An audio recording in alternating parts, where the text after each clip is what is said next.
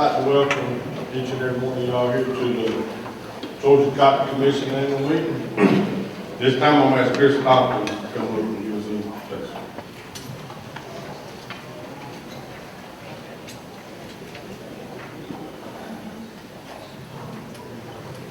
Thank you, Bart. Let's pray. Dear Lord, we come to you as humble as we know how, Lord, thanking you for the opportunity to be here. Lord, we thank you for safe travel mercies you bestowed upon us. We pray for safe travel mercies for our family members, wherever they may be as they go out today. Lord, we pray for safe weather for our farms and our families as this prepare for this weather and the rain that comes through today. Lord, thank you for the business of agriculture. Thank you for the opportunity to represent this cotton industry. I pray that every decision that we make today and the forthcoming days are for the betterment of this industry and everyone we represent in the next generation, Lord. I pray again that all the decisions we make today and the information we learn, we'll be able to take it back to our farms. It's in your name we pray. Amen. At this time, I'd like to recognize all the Cotton Commission board members. You'll stand when I call your names, please. Matt Coley, Stephen Meeks, John Ruart, Chris Hopkins, Chad Mathis, Mr. David Holton,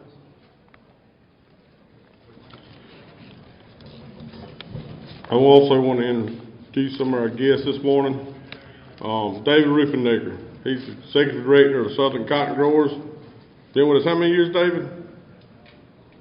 Going on my 23rd year. Going on his 23rd year. He's getting ready to coming up on retirement here for too long. We want to thank him and appreciate his years of service. With him, we have Philip Edwards, our upcoming president of Southern Cotton Growers. He's from Virginia.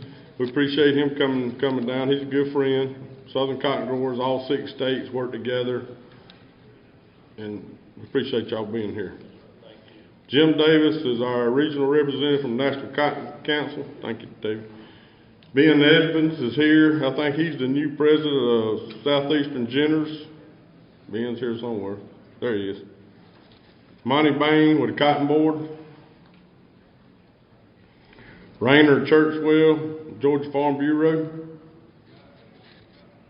He's here. I done seen him. I'd like to mention, if y'all are looking in your programs, you insert in your program, it has a list of all the organizations, cotton organizations that people from Georgia is a member of and serve on. And I think there's around, I didn't count them, but I think there's between 70 and 80 of them. Ain't it right, Tyler?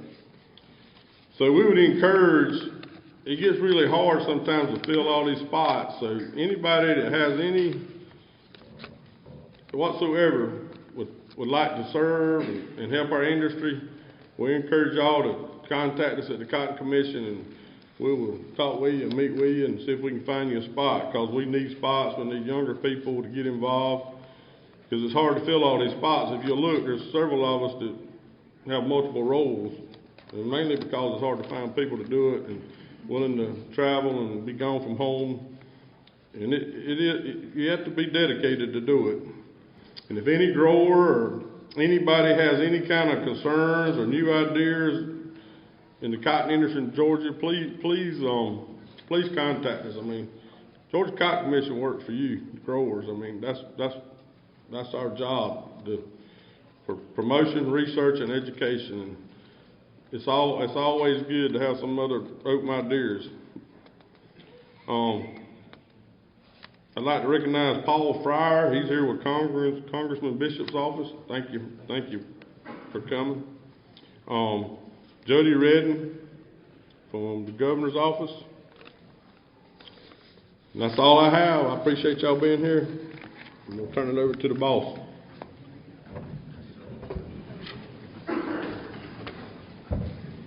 Thank you, Bart. Thank everybody for being here today. We're very excited about this program. We know that a few people may have been scared off by the weather a little bit, but we appreciate that, and we appreciate all the sponsors that it takes to put on a meeting like this. We've had a big increase in sponsors, and we hope that means that they think we put on a good job with our meeting.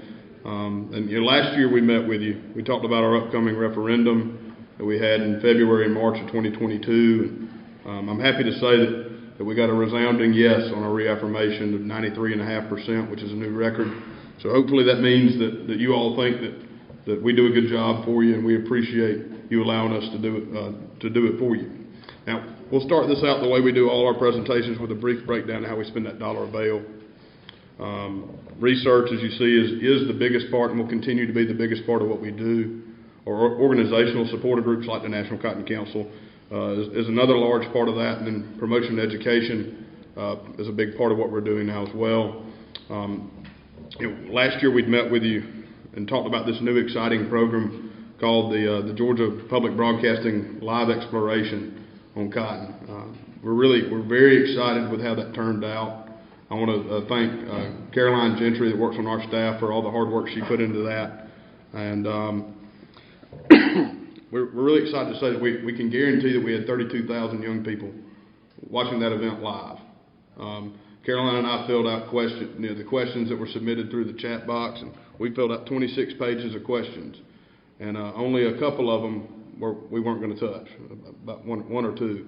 So we're really proud with that. And we're going to continue to do programs like that with groups like GPB, because we can use their credibility to get into classrooms and in front of students that we never would otherwise.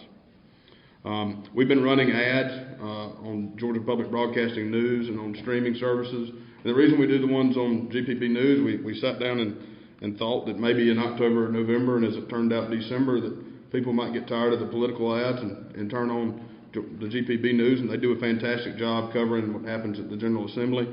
And so we did that. And then over the holidays, we thought people might be sitting at home with their families watching their old favorite TV shows that might not be on live, and that we could hit them with those ads too. Now we're continuing to do our programs as it relates to athletic sponsorships, and our sock donation program continues to be more and more well received as we move it around the state.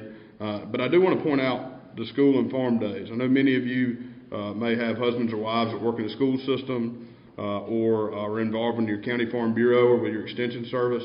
If y'all do a school farm day, let us know. Please give us a little notice. Notice helps.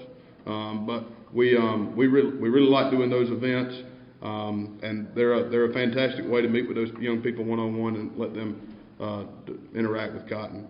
Now, I mentioned the ads. We've shown the ads every year. This is the last one, so we might have to get some new ads so we can save 30 seconds in a presentation in the future. But I wanted to play that one for you now. Let me know if I can help you with anything. Just looking. I only buy local and sustainable, so. Oh, well, that shirt's not local. You should be wearing cotton.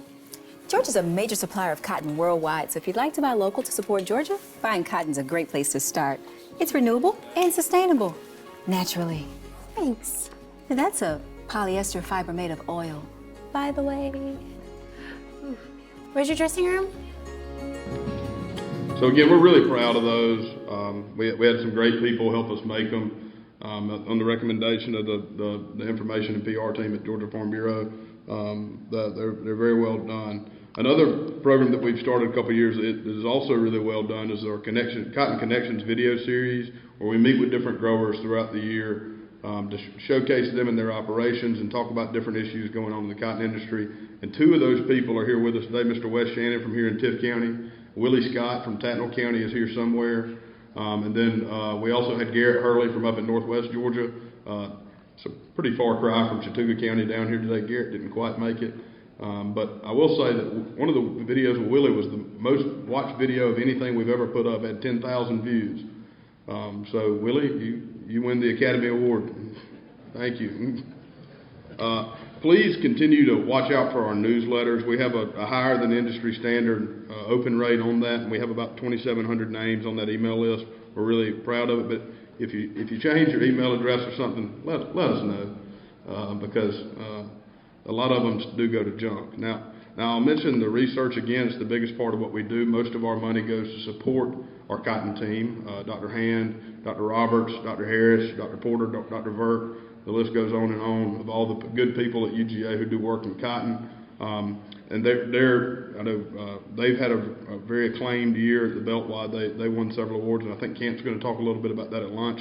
But I do want to point out just this list of projects. just in case anybody can zoom in with their eyes and see the fine print.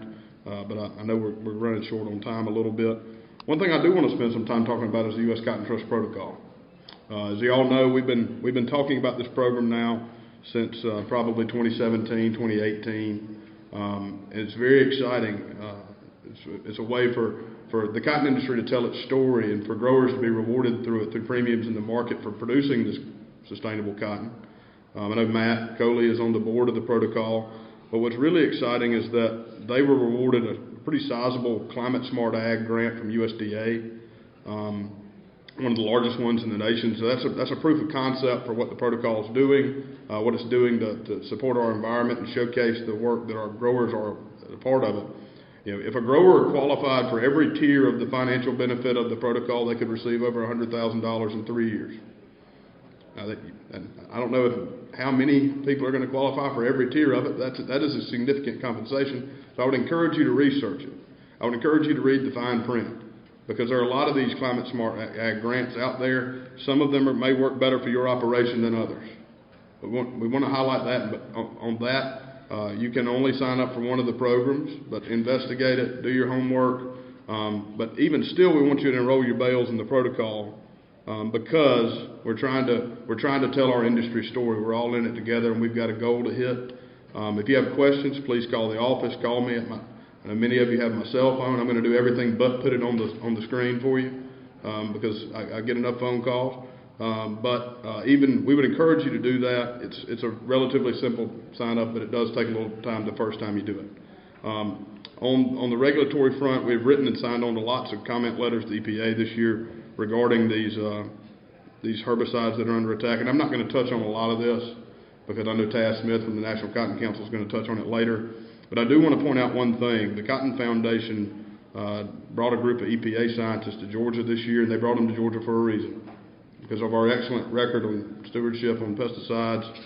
And it was an honor to host them, to tell them how our agriculture is different than other parts of the country, how unique it is, how one farmer 10 miles away might have a completely different pesticide plan than another grower, and how we need every tool in that toolbox to be successful, and how important, and when we talk about Climate Smart Ag and talk about sustainability, how important those products are to that for our industry.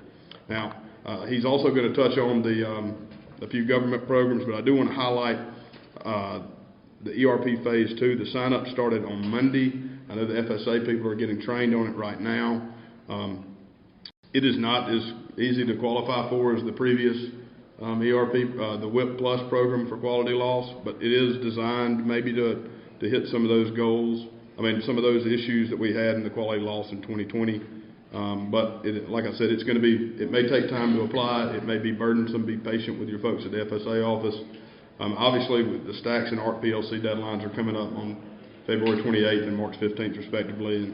And again, don't everybody rush to the office at one time to knock out those sign-ups. There's going to be lots of things that are going to push the cotton market this year, namely inflation, speculator influence. And one thing I'd like to point out, we talk a lot about inflation in this country, but a lot of the big cotton-producing countries have much higher inflation than we have. And that does sometimes make our cotton less attractive on the worldwide market. Bart introduced Monty.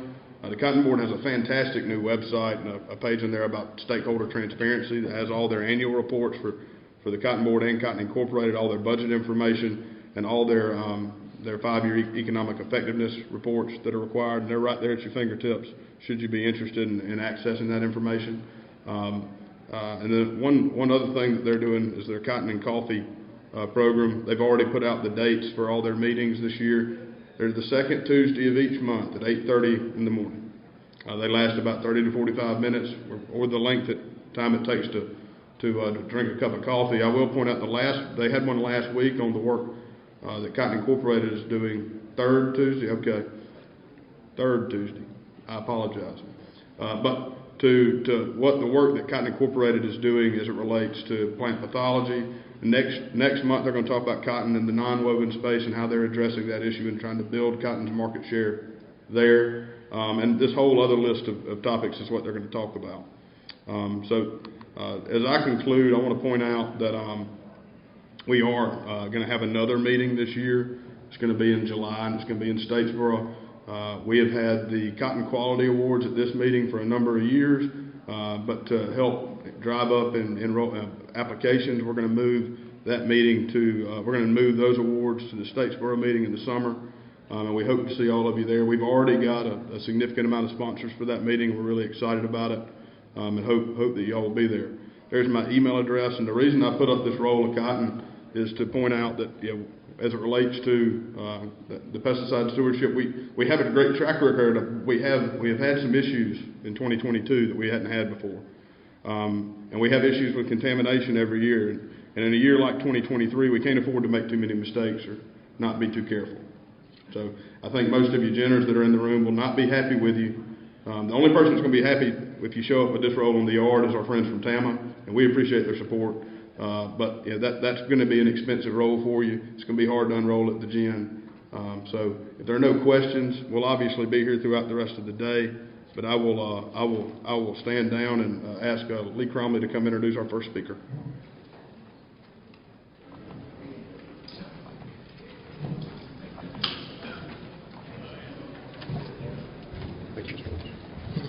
Thank you, Taylor.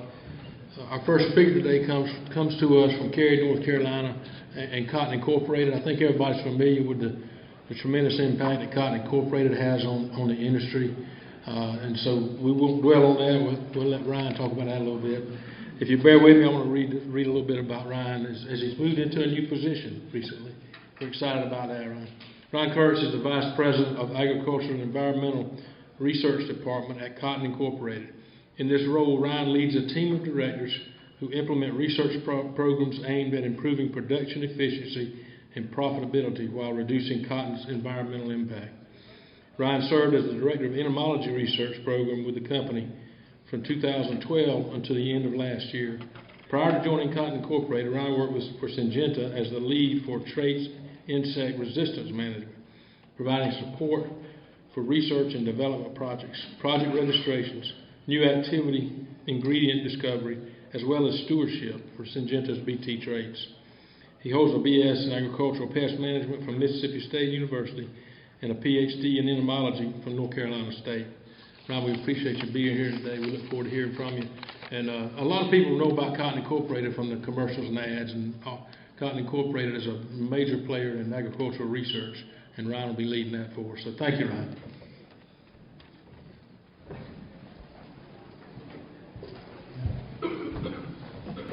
I appreciate the introduction, and so with that, I'll just jump right into the presentation. And so, as Lee mentioned, I've been with Cotton Incorporated for a little over 10 years now, and what really drew me to the company was just the simplicity of the mission and who we're actually working for. Our sole mission is to increase the demand for and profitability of cotton through research and promotion, and we're working for cotton growers. So it's pretty easy to get up every morning and come to work and try to execute on this. To start off, I want to cover a few changes. We've had a number of retirements over the last couple of years. Cater Hake was my predecessor as the vice president. He retired as of December 31st, and I took over. We've had a number of changes where Tom Wiedegartner was leading our cottonseed effort, and we've recently hired Dr. Evie Jaconis from the pulse industry to come in and manage our cottonseed program. As y'all remember, Bob Nichols was covering weed science and agronomy and pathology. You can't replace Bob with one person, so we had to replace Bob with two people. So Galen Morgan has come on board several years ago, but he's leading the agronomy and weed science and soil health efforts. And Dr. Caitlin Bissonnette has recently come on at the earlier part of last year to manage our pathology and nematology program. As I took over for Cater, we were then down an entomologist, and as of Monday, we're back at full staff, and we've made an offer to Dr. Sally Taylor, who accepted and started on Monday to cover our entomology research program. And she came to us from Virginia Tech doing extension work and row crops there. And then the two longest standing members of our department are Dr. Don Jones, who's covering breeding efforts, and Dr. Ed Barnes, who is our ag engineer. So what will drive success and how are we going to deliver on our mission? When talking to our board and coming up with strategies and how we're going to execute on this, we want to focus on 5 key areas to make this happen, the most important of which is addressing current problems. If we're not doing that, if you're not farming next year, it doesn't matter what happens 10 years from now. So it's been a key area of what we're working on, is making sure that what you're dealing with now, we're solving problems in the field. And I just want to mention before we even get too far in the presentation, like we couldn't do any of this without the research and extension efforts through land-grant universities and USDA across the country in the Cotton Belt. So we rely heavily on the funding from cotton growers and importers, and then in turn working with universities to make sure that we deliver solutions to y'all in the field. While addressing current problems, 2 of the key focuses are yield and quality. Yield in terms of how can we increase or preserve more yield, and then also how do we not lose yield once we've got that in the plant. How do we make sure that we don't lose that to pests and other types of diseases?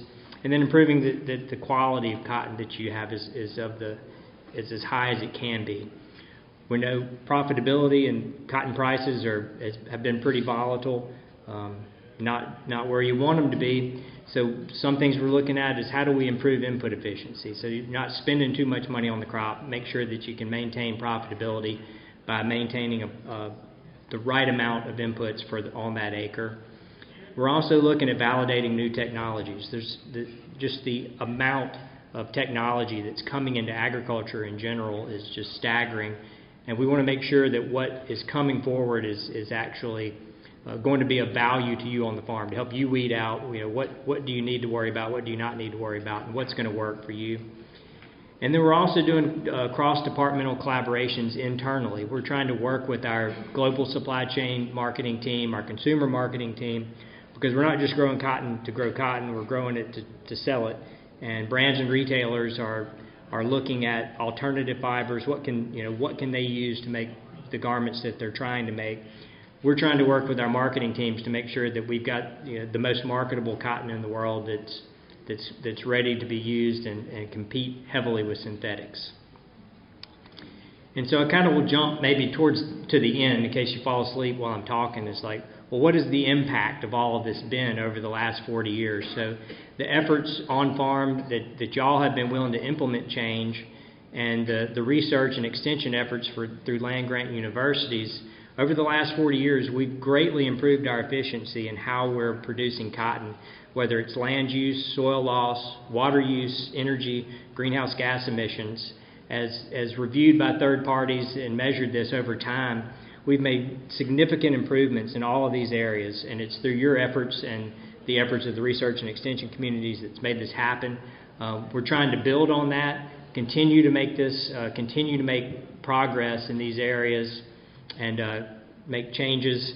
And through that, we've set a series of 10-year goals with the U.S. cotton industry to make continual improvement on the strides that you've already made. We're competing with synthetics. We need to make sure that we have the most marketable cotton that's grown sustainably, and continue. These efforts are not only just to improve the sustainability and the marketability of cotton, but as you're reducing every one of these areas or decreasing inputs, you're essentially becoming more profitable too. So we're not losing sight that we're not doing sustainability for sustainability's sake. We're doing it to make you more profitable and the cotton more marketable. And I do want to interject here. I couldn't really figure out a great place to put this into the presentation because it falls a little bit outside of what we normally do. But it's taking place here in Georgia, and it's related to how to improve just on-farm efficiencies and to make your farm more profitable. We had a collaboration with Quail Forever that we started several years ago on looking at how can you figure out using precision ag to figure out which parts of your farm are underperforming or you're losing money or wasting inputs on, and how can you turn that into something that would be more profitable so that you're either stop losing money on an acre or get it into a program where you can actually start making money on those acres. And so this is something we've done in partnership. John Deere was part of it. Quail Forever was part of it. American Society of Agronomy. I don't have enough time to go into the full details, but Chaz Holt with Quail Forever is here in the back, and this is his contact information if you'd like to get in touch with him. other than making poor choices in bird dogs, he's really good at helping you figure out what to do on your farm and in terms of making your efforts more profitable. Taylor did a great job of covering the trust protocol, so I won't go into this in any more detail, but just wanted to reiterate that it is really important for y'all to get enrolled in this program, to make sure that the efforts that you are that are taking place on your farm are being recognized. And if you want to sign up, you can talk to Jim. He should be able to get you more information, or go to trustuscotton.org to find out more information, and you can sign up there. So with that, I'm going to jump into the research part of this program and kind of give you an overview of what we've presented to our board for our key strategic areas going forward. This is the areas that we're planning to work on of highest importance this year. The 5 main areas are pest management, cottonseed, sustainability support, looking at emerging technologies, as well as genomics. And so within pest management, obviously that's weeds, insects, and pathogens.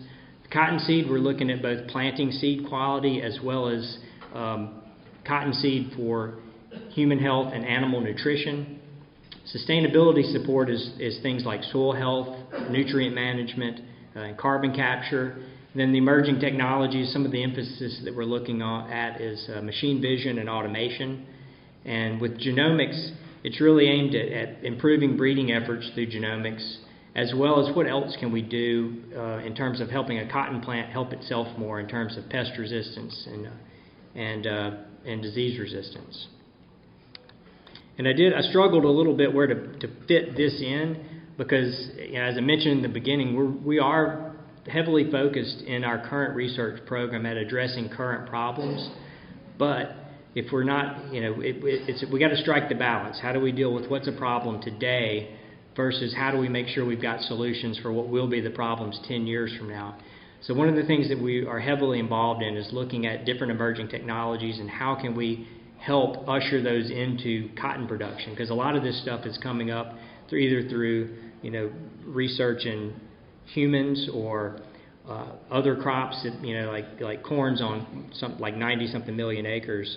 And how do we make sure that these things that are being developed, that are being utilized in other crops or other areas, find a fit in cotton? And 2 of the main areas, and I think that are really going to have a big impact, one is automation. Labor is continually an issue. Y'all are aware of that. How can we make automation have a better fit on the farm and improve your profitability and production practices?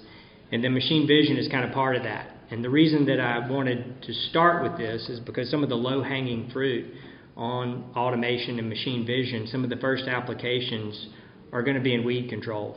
Y'all been dealing with pigweeds for forever, so I certainly don't have to belabor the point that weeds are a problem. But we're getting to a point to where herbicide resistance is outpacing chemical development, and we're running out of ways to control weeds. So what are we going to do going forward? And part of that is looking at some of these newer technologies that are going to play a role. But Dr. Galen Morgan is leading our weed control effort, and just going through a little bit of his research program and the things that he's working on, we're moving from just a spray and pray type situation to look at weed management as a more holistic continuum. So how does weed management impact soil health, and how does nutrient management impact weed management and soil health? And looking at all these things as a continuum, and our efforts there are 100% aimed at increasing profitability. But through that, we also recognize that we've got to maintain weed control, looking at increase in preserving yield, better input use efficiency, and then through these managing nutrients more efficiently and making sure that we have healthy soils, looking at having improved fiber and seed quality through both of these efforts. And so I feel like weeds are going to be one of the first ways that we see some of these advanced technologies taking place. There's work being done here at Georgia with Dr. Raines and Dr. Burke looking at some of these different technologies. At how do we utilize drones potentially in controlling weeds, broadcast systems like a see and spray type technology where it identifies weeds, and you're not just making a broadcast application, but spraying for individual different weeds, looking at species differentiation. Can you make a prescription based on species and targeting ones that are resistant to one herbicide with another herbicide where they're not resistant to that? And the one in the bottom corner here is these laser autonomous weeders that are they're in commercial fields right now. It's just not economical to use them in cotton. One of our board members, chair of our board, has got an organic onion farm, and he has an autonomous laser weeder on his farm right now. I was able, when we had a board meeting out in Seattle, I was able to go visit the company, and it's a production type system. And so these are the types of things that we're looking at. How do we move, not completely away from chemical control, but how do we use a more holistic IPM approach using mechanical along with chemical, and making sure that we're controlling weeds as efficiently as possible to improve profitability. Nutrient management plays a big role, not only in growing your crop, but in making sure you've got a good cover crop, as well as dealing with weeds. It's all interrelated. And some of the nitrogen recommendations are at least 40, 50 years old, and some of the varieties that we're growing now they're just different than they were. You guys know this, so don't need me to explain it to you. So Galen's also working on nutrient management and soil health, and trying to figure out how do we better refine nitrogen recommendations to save you money, while at the same time it's one of our biggest environmental impacts is synthetic fertilizers. So how do we optimize how much nitrogen you need to use on an acre to decrease carbon and greenhouse gas emissions?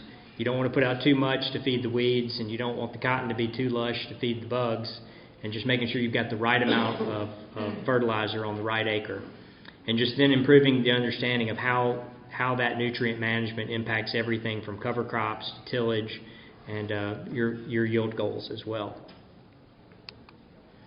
Soil health is wrapped up into all of this. We're learning, the more we learn about the soil microbiome, what's available in the soil, how to improve soil health and soil productivity, it's only going to do, I think our knowledge of how this is impacting production and yield is only going to increase in coming years. It's something that Galen's paying very close attention to. And he's working on developing outreach and trying to figure out the economics, like what is the value to the actual grower in this, and then what role does that play in meeting our environmental goals and also having a more marketable crop for brands and retailers. So I was the entomologist previously, but as of Monday, I passed this off to Sally Taylor. Worked a lot with Dr. Roberts on this, trying to just improve IPM and outreach. One of the main things we're looking at right now is how is the new Thrive On BT trait going to fit into your management system for thrips and ligas. So that's one of the biggest things we're working on. We're continually facing resistance to an array of insecticides and any number of pests, as well as BT resistance. So this is something that's also a top of mind concern. How do we keep the third generation BT cottons working? Because we've got to go another probably 8 or 9 years with these. So making sure that they're working on your farm is important, and understanding how do we improve management systems to delay resistance as long as possible, to protect yield and reduce inputs at the same time. And then some of the further off stuff we're looking at does involve genomics and understanding the plant and how can we potentially manipulate the plant's genome to make it protect itself better. So we've got a lot of wild type cottons that have very strong native resistance to various pests, and looking at can we manipulate the genes of upland cotton to mimic more of these wild type cottons, and just to be more durable and more resilient for pest control. So this is something that we just put a little bit of money into, and we're trying to start seed money so that a lot of these research scientists can get grants from larger funding agencies to do some of the further out stuff that we think could be cool and have a big impact later. Another area that we're working on, Galen Morgan is leading up this area. Several years ago, there were some issues with planting seed quality. So it's something that Galen really took on and started working with some of the universities as well as the seed companies to figure out, okay, what's the problem? How can we improve it? It's been an amazingly collaborative effort. Everybody's been very receptive and recognizes that with the cost of seed and the planting rates these days, you want to make sure that the seed that you are planting is of as high quality as possible. And just looking at different ways, how can we figure out, with some of the seed coatings, it can be hard to tell when the seed is actually damaged or not, some of the seed treatments. And then looking at, with some of the university research scientists and with the seed companies, how can we just better improve the overall quality of planting seed so that you're when you're buying something, you're getting something of the highest quality. Other areas we're working on with cottonseed research, and this is something Tom Wiedegardner handed off to Dr. Jaconis. Evie Jaconis is our new cottonseed specialist, and she's focusing on several areas. One that is being ramped up right now is the role of cottonseed oil in human nutrition. We're also working at better understanding oil content with the seed and how can we change that and to have a more favorable profile, and dealing with seed size and oil content is something that is on Evie's radar to deliver solutions for y'all for that. And we're also continuing to work on animal nutrition, which is something that's historically been for the dairy industry, but Evie's also now starting to work with the beef industry a little more to see if cottonseed can play a more prominent role in the ration there. And I bring this up because some of the human health aspect of cottonseed oil is being done here at the University of Georgia, also in collaboration with NCPA. But Dr. Cooper is looking at how does cottonseed oil in the diet compare with olive oil in terms of various health components. And so we don't have a ton of money to put in this type of research. There's no way we can come out with the types of recommendations that the olive oil industry has. But what we are doing is funding research to see how they do compare, use some of these results in marketing, see if we can increase demand for cottonseed oil through various aspects of nutritional recommendations, just a general awareness. And the data, almost all the data that we've generated to date has either been very positive or neutral. So it's either compares favorably to olive oil in terms of human health outcomes, better than olive oil, or just as good as olive oil. And so that's kind of where we feel like is a good spot to be in, and just increasing the prevalence of cottonseed oil and hopefully getting it more into diet so that we help market your cottonseed in a different way and add value that way. Genomics, I've mentioned this several times, it's going to be critical going forward in terms of improving our ability to breed higher quality varieties, but different things like improving disease resistance, improving nematode resistance, improving pest insect resistance. We have all sorts of tools that Dr. Jones, he's primarily been working on this for us through his breeding efforts, but we're now looking at how we can use genome editing to further enhance the cotton plant, to improve fiber characteristics as well as pest resistance and yield. And we're also looking at different ways of genomics, insect genomics. So how can we better detect pests? Are there ways where we can better control pests through genomics? And some of this I'm working at with research scientists at the USDA, novel ways of, for example, if we were to have to go back to EPA and say we need to eradicate the boll weevil again, they're not going to say, sure, you're just going to be able to go spray malathion 30 times. This is not going to be how that works. So how can we look at genomics tools that if we have invasive pest species, how can we be smarter and more strategic about how we eradicate any potential future threats? And I just do want to mention we appreciate the funding that we get from growers and importers, and we do everything we can to leverage that funding as well as possible. In some of these areas in genomics, this is part of where we get some of our biggest opportunities for leveraging, because some of this is really cutting edge science that a lot of bigger funding agencies are really supportive of. So we can put in a little bit of money from our end, and it gets matched and sometimes doubles and triples the investment from outside funding sources. I want to end with just a couple of things towards the end. Contamination is an issue. You guys are all well aware of that. The Chris Delhomme, who works at the USDA down in New Orleans, has been in Stoneville. He made a perfect analogy. He said Greenville, Mississippi got a Chick-fil-A on Friday, and the first Chick-fil-A bag was in a cotton field on Tuesday the next week. So contamination is an issue. It's not just plastic bags, it's all sorts of stuff. But Ed Barnes is our ag engineer. He's working on different ways to deal with contamination and prevent it. One being automation is going to come into play, different ways at the gen to detect it, but then also preventing it is very important. And this is just one example of a module handler that they've got that you can put on a lift, and it will rotate the module so you can cut it just in the right place. But just some of the things that we're working on that are doing everything we can try to do to make the cotton as free of contamination as possible. And I do want to also just mention this with Dr. Porter and his grad student Luke.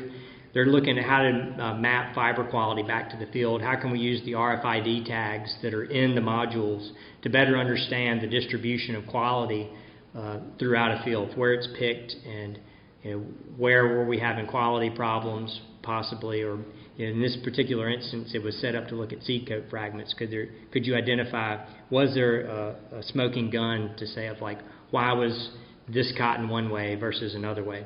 But these are just things that we're looking into. How do we better become more fine-grained at understanding at a field level and at subfield level what's happening with quality and your cotton. And I'll completely end with just a few slides. So we spend a fair amount of money on research and then funding extension through universities, but we're also working to try to improve outreach from Cotton Incorporated and how to better make it visible, the projects that we are funding and the research that we're funding, and getting that information back to the grower. And one way we've done that is with the Cotton Cultivated website. If you haven't been there, all you have to do is Google Cotton Cultivated, and it's the first thing that comes up. This is the home page, and I would say there's a wealth of good information. Once you get there, just go through it. But one of the most valuable things about it is we do a weekly weather outlook. And this is put out by Nutrien. If you haven't seen it, I would encourage you to go to Cotton Cultivated, click on the weekly weather outlook. Admittedly, it's a little long, but for the first couple of years, I tried to get him to cut down the length, and every time I just kept getting wrapped up into it and watching it till the end anyway. And I was like, whatever. It's tons of good information. So watch the weekly weather outlook. You can get to it from the Cotton Cultivated homepage. And there's also a subscribe button on there. So if you just go there the first time, you can subscribe, and then you'll get an email reminder every week. It comes out on Thursday, and it's an outlook for the weather for the week ahead. And it even gets involved in some, like what's happening down in Brazil in terms of what you can expect in weather. And it's just a really interesting resource. Another thing we're doing is funding webcasts through Grow Plant Health Exchange. So often when we fund a research project, at the end of the project, we'll save a little money aside so that a PowerPoint can be generated that's narrated by the research scientists to detail the work that they've done for a particular problem. It's also on the Cotton Cultivated webpage, or you can find it through Grow Plant Health Exchange. And just to end here, if you want to find out more about these resources, just Google Cotton Cultivated, Google Focus on Cotton, and both of those things will bring either of those resources right up. And then I will just want to end with a reminder about the U.S. Cotton Trust Protocol, and if you have any questions, I'm sure Jim can answer them. Grab him or go to trustuscotton.org. And if we have time, Taylor, if there's time for questions, I'd be happy to take a question.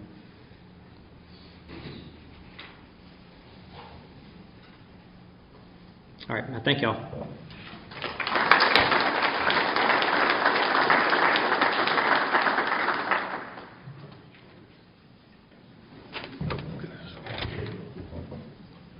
Thank you, Ryan.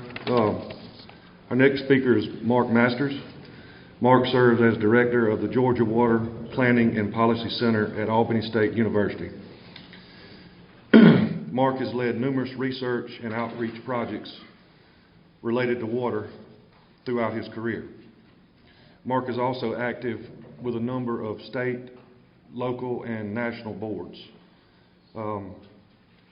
He keeps himself really busy. When he has some free time, he and his wife raise beef cattle on their family farm back in Sasser, Georgia, which is right outside of Albany. Mark is the proud father of 3 beautiful children, and he 3 beautiful daughters. So that keeps me extremely busy too. So thank you for being with us, Mark. Please come up and join us.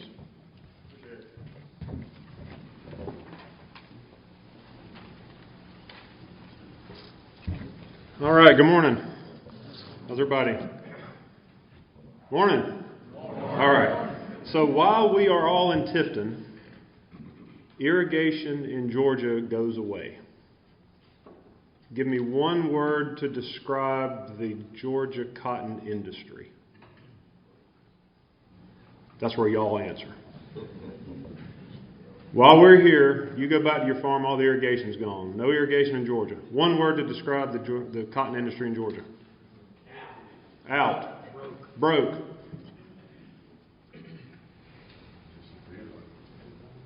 Disappeared.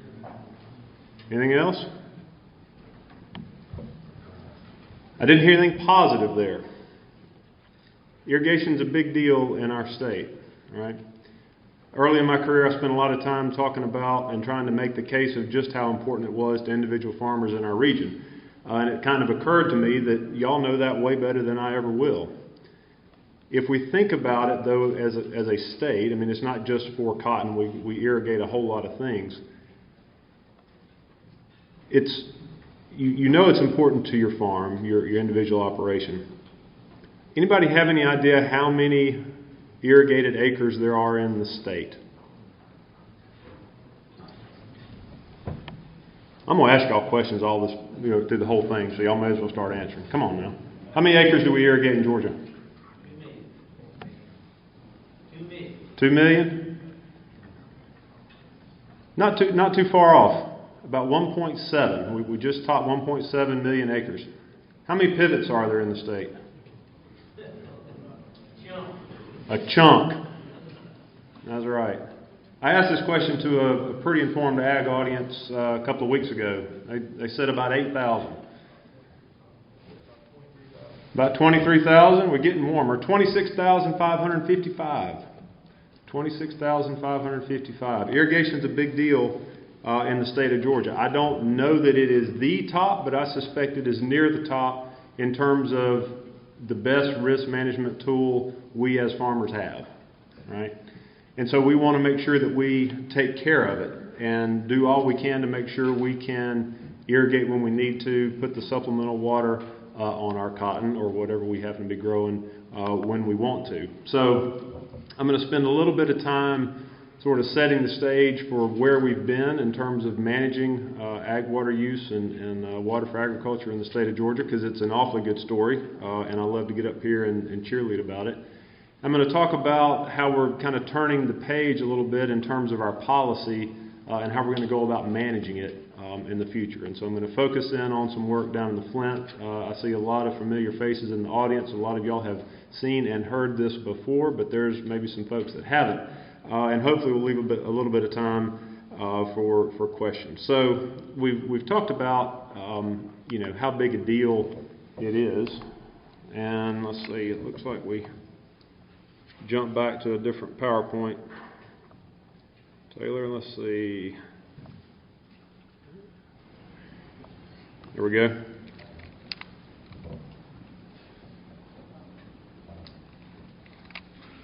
Well, I see it here, but not up there. So we've talked about how big a deal it is. If you were there we go. Thanks, man. If we were going through, when Taylor was going through his presentation, if you were looking really close at some of the research work that Georgia Cotton Commission has funded, even just this last year. I think there were 2. I know for sure I saw some work with Dr. George Valitas right over here in Tifton. A lot of work has been done by you all on irrigation efficiency, trying to get the most crop per drop, all that kind of stuff. I think Wes Porter is either in the room or somewhere around and giving some sessions on irrigation efficiency and all of that. The story is really, really good, right? Where'd Ryan go? So you saw the number in his presentation, industry-wide water use efficiency, or water use for cotton growth is down 48%. That's a big deal. Georgia played a really important role in getting that number down. And if we look out across the landscape, as you were driving in, so we got farmers from all over the state. As you were driving to Tiffany either yesterday or this morning, how many pivots did you see that didn't have low pressure nozzles, low pressure drop nozzles, really efficient irrigation systems? My guess is that you'd have to actually look for one, right? And it's not so much a guess anymore because we've gone out and we've mapped all these things. We've spent an awful lot of time building a database for the state of Georgia that knows exactly how much water, exactly where, and exactly on what. And that has enabled us to, again, start getting a little bit more, nimble and starting to push the envelope on policy. Because we know we're making efficient use of water on the farm. We know we're developing new tools. We know we're, genetics and all the rest of it to get more crop per drop and all of that. And so that's the baseline that we're starting from. So on the screen, there are just a few examples. The state back in 2008 started investing heavily in water planning and policy. So we passed the statewide water plan. That generated 10 regional water planning councils that I know a number of folks sitting in this room serve on. Getting water elevated out into the world as a primary resource concern was good. All of the funding that the state put behind regional water planning, all the funding that allowed my shop to go out and actually touch tens of thousands of irrigation systems and capture all the good work that you as farmers are doing, came through statewide water planning. The agricultural metering program, while some folks kind of initially were not all that enthused about it, I can tell you is the single best thing the state of Georgia ever did to protect agricultural water use. Because that proves that we are being good stewards of the water resources that we have. I mentioned the data and all of the work that we at the Water Center, the state, UGA, and a whole bunch of other partners are doing out on the landscape. And when you roll all that up, I think is like I say on the screen, now we're in a position to be a little bit more innovative. Right? I was talking to some folks out in the hallway. There's other really important cotton growing regions in the United States that aren't as blessed as we are in Georgia with the availability of water. They don't have water resources that recharge in days and weeks like we do, particularly in southwest Georgia. They don't get, on average, 50 inches of rain every year like we do in Georgia. And so you're saying, all right, well, thanks, Mark. That is a really nice summation of all the good stuff. So, go sit down and let us go back and about our business. Well, yeah, but I know it's not right now because I got soaked coming in here a while ago. It will get dry again, and we will have a drought again, and we'll have another 2011 and 2012 back-to-back drought again. And what we're trying to do at the center and along with a lot of our partners is make sure we're prepared for that, right, in terms of our impact to groundwater, impact to stream flows, impact to aquatic health. There's all the stuff with our downstream neighbors and all the rest of it. We want to be ready for the next drought, right? It's not the year where we get 50 inches of rain that I'm all that concerned about. It's being ready to address the 2011, the 2012. And when we have those kind of drought conditions, things can get pretty bad in some of our surface waters and aquifers as well. So, with all that said, two things I want to talk about. Both are kind of under the Georgia FIT or the Georgia Flow Incentive Trust moniker, and so we're going to swerve off into policy a little bit. So we started permitting back in 1988. We started metering in 2003. And we've got some policy on the books that lets the state address drought conditions, particularly in the Flint River Basin. And if you're not in the Flint, please don't zone out on me, because I think what we're talking about is readily applicable to all of the other growing, heavily ag and irrigated growing regions in the state. And y'all are not without your issues as well. But we're going to focus on the Flint because that's where a lot of this work got started. So if we look at that policy, the Flint River Drought Protection Act, farmers can say, hey, look, I'm willing not to irrigate if you pay me, and you know, all that sort of thing. If we look at that, it's fantastic policy in theory, and what we want to do is say, all right, what are some ways to be a little bit more nimble with that? Because some of y'all in the Flint Basin will remember back in 2001 and 2002, the state actually held an auction. They bought out some irrigated land, and you know, the results were kind of mixed, right? We've come a long way in 20 years in terms of our knowledge and understanding of who's using how much water and where. And the other thing that the existing Drought Protection Act does is that it's kind of an all or nothing. You know, early in March, you got to hold the auction. If you sign up and win, you can't irrigate at all for the rest of the year.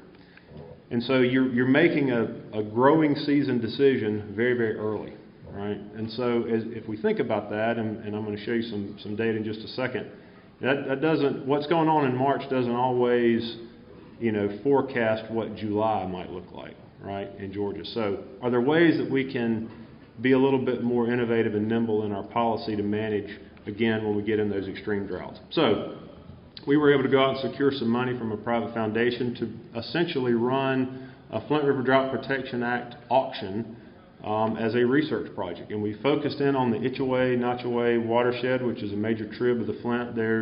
I'm looking at least 4 people that live and farm and irrigate out of that creek right now. It's a really important growing region in southwest Georgia. So we focused in on that basin. Is where we started metering back in 2003. We have a lot of data down there. We said, all right, what if we gave farmers the opportunity to bid on, you know, 3 different irrigation reduction, you know, voluntary incentives? And said, hey, how much would you take to, you know, not irrigate at all? So kind of like the existing Drought Protection Act. How much would it take to get you to limit your irrigation to 6 inches, all right?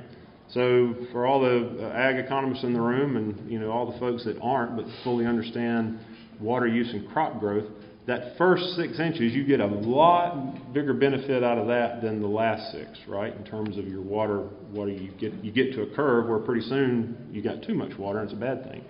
So what if you were limited, all right? And then the third option we gave them, and again, this goes back to that trying to get a little bit more innovative. What if we put you in a pool of farmers and paid you and said, all right, if the creek goes to a certain level, then you've got to stop irrigating, all right? So right now we don't really have any mid-season management capabilities, but we're saying, what would it take to get you to agree to that type of program? And so we ran an auction in March of last year, and we said, any irrigator in the Itchaway Basin is, you know, eligible to do this. It was an online portal. You know, you go in. We made it really, really simple. Give us the information. Give us these bids. Right? Essentially, it's a bid. How much are you willing to take per acre for these 3 different options? All right. The response was fantastic. Honestly. We had, and 3 folks that bid on that are in this room as well. We had 87 participants actually do this.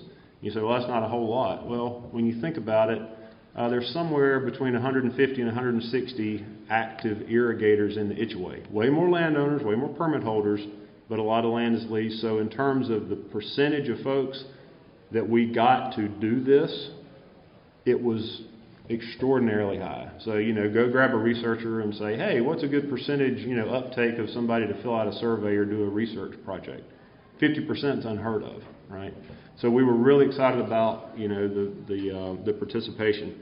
Did a lot of recruitment. We did a lot of pushing to get the word out about this.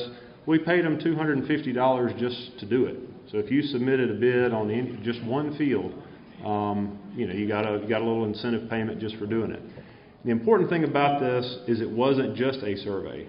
This was very, very real. So we had the funding available to execute contracts. So farmers that quote won, they got a contract and they got paid. All right. What we did, and again, it is a research study. We randomly selected option C. So if you remember from the previous slide, that was you go into a pool, and if the creek goes to a certain level, you got to stop irrigating, right? So we paid them their standby fee. They all got a check for $35 an acre. And then they went into a pool, and we all started watching the creek, right? We all started watching the creek. We had about 19,000 acres submitted as part of this. Those 87 participants make decisions on just under 200,000 acres, not just in the Itchway, but in southwest Georgia, right? So these are large farmers, large irrigators. These are the folks we want giving us the data, right? So extraordinarily successful. We got option C selected, and again, as I say, we started watching the creek. Real quick, we're doing it again, February 20th through the 24th. If you're in the Itchway, sign up. I'll show you how in just a second. We're looking for good participation once again. So we started watching the creek, and so remember, I was talking before about how what's going on in March doesn't always forecast what might be happening later in the year. So if we think back to last year, March was pretty good. Right? We were awfully wet in March, and our stream flow trigger was 50 cubic feet per second on the Itchway. That gauge has been there over 100 years. It's done a bunch of data collection all down there, so it's a really good spot to do this work. Just looking at the stream flow chart there in March, and I don't know, I guess there's a laser. So there's more folks over here. In March, when we had the auction, we were up over 1,000 cubic feet per second at our metric, right? Everything was pretty good. And then if you'll remember, sometime, second week of May, it didn't rain again until after Independence Day, right? And it got really, really dry. So when us water nerds go back and look at 2022 in 20 years, we're going to say 2022 wasn't a drought year. But it kind of was for a short amount of time. And we got to 52.5 CFS in a really short amount of time. Does that kind of help bolster what we're trying to do, getting some mid-season management capabilities, making sure we're protecting critical habitat for endangered species, because that is a thing? I think it does. We want to be able to respond to that, give the creek some certainty, but just as importantly, give you all as irrigators certainty with respect to your access. So a really good year, as it turns out, to do this kind of work, because it kind of reinforced what we thought we knew about how the creek might respond in kind of a flash drought. All right, so that's going on. We're running the second auction, as I said, in February. We're really excited about that, and I could not thank the farmers in Itchway enough for coming alongside and participating in this. So the second thing I want to talk about is related. And that is, and again, we're doing this under the Georgia Fit moniker, but it's Drought Swap, so the Drought Source Water Alternatives Program. And so a number of folks in the room have heard about this. What we are, and again, with the idea of keeping water in the creek when we need it, we're fortunate enough to secure funding from the governor's office through some ARPA funds that came down to fund a project just under $50 million to convert, or not convert, but augment irrigators in the lower Flint Basin who use surface water with deep water or deep aquifer groundwater to use during drought. Again, with the idea keeping water in the creek when you need it. And so we got started on this in the fall of last year. It's a partnership. We were, again, fortunate enough to lead that. We're working in close coordination with Georgia EPD. Obviously, the Golden Triangle, RC&D is helping us on the well drilling and contracting.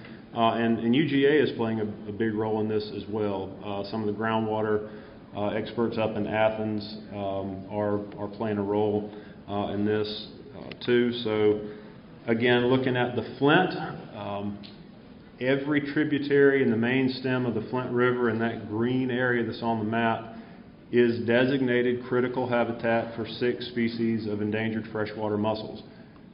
it's a big deal, right, in terms of making sure that that critical habitat is protected and there's not some liability under the Endangered Species Act. So we're looking to keep water flowing in that area during droughts. So how are we going to do that? There's a lot of surface water use there, particularly in the Itchaway-Notchaway watershed that I was talking about before, but also kind of northeast of there in the Kitchfooney-Muckalee. It's not quite 50-50, but I don't know, somewhere around 35% of all the irrigation in those two basins are from surface water. And so we want to give farmers there the opportunity to apply and get a deep aquifer alternative to use during drought. We think we can drill about 250 wells to get that done. This project was an outgrowth of a seed grant that we got back in 2017 from Georgia EPD. And again, looking at that, just trying to say, all right, what are some things we can do to make sure our farmers are protected when we have those 2011, 2012s. This is done at a 90% cost share, so farmers that apply and are selected will receive 90% cost share payment back for the cost of drilling the well, plumbing it into their systems, the whole 9 yards.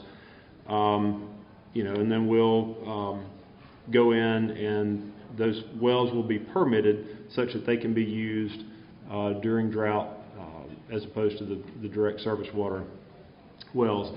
As you can imagine, I mean, we're researchers. We don't ever want to miss an opportunity to learn something.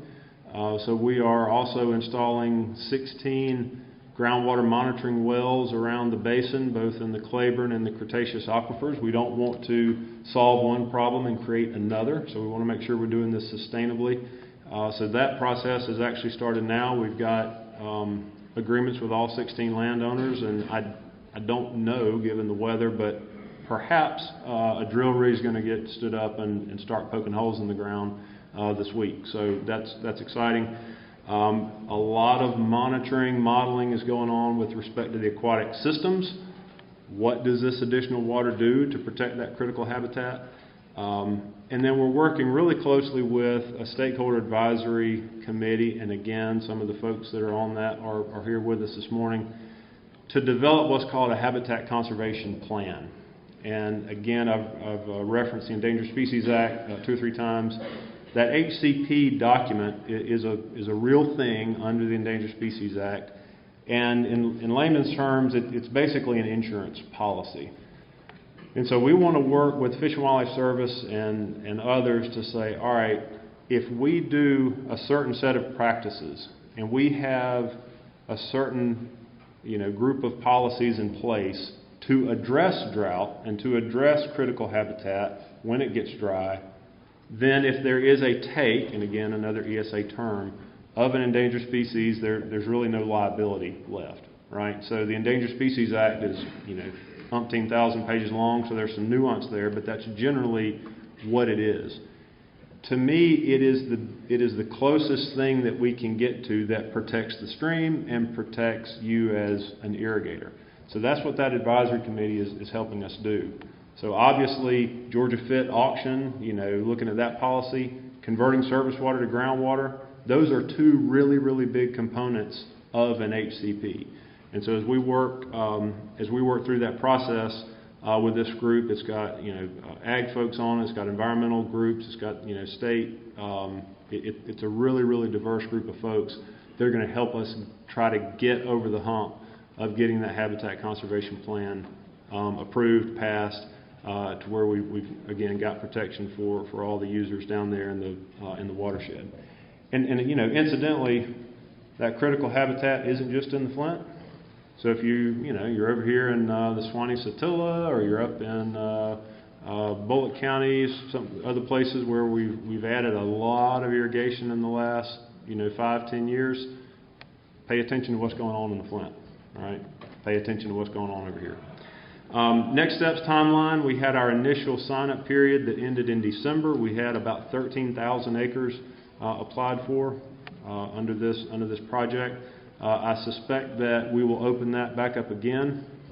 We don't know exactly when yet. We're still working through all of those applications. monitoring wells going in, and we hope to start putting in production wells sometime in the spring. So, all really exciting stuff that's going on down in the Flint. And again, just with the, idea of trying to take us from where we are, which is an extraordinarily good place, by the way. There's no other state that has the track record of ag water use, ag water efficiency, and ag water management than Georgia has. Not even close. So we're in a really good spot. We just want to make sure we take that final step and get better. So Taylor will not put his cell phone number on the screen, but I will. That's how you can get a hold of me. If you're a QR code person, that'll take you to the Georgia Fit website if you're interested in signing up, for the auction, for the groundwater project, or you're just interested to know a little bit more about some of the stuff we're working on. Always happy to chat. I tried to leave about 5 minutes for questions. We usually get some from ag audiences about this stuff. But again, Taylor, thanks to you and the Georgia Cotton team for having me, and I look forward to chatting. Is the Claiborne rechargeable? Yes, the question was, is the Claiborne rechargeable? Yes, just not as rapidly as that upper Floridan aquifer that underlies most of this area. Where is it rechargeable? Right along through here.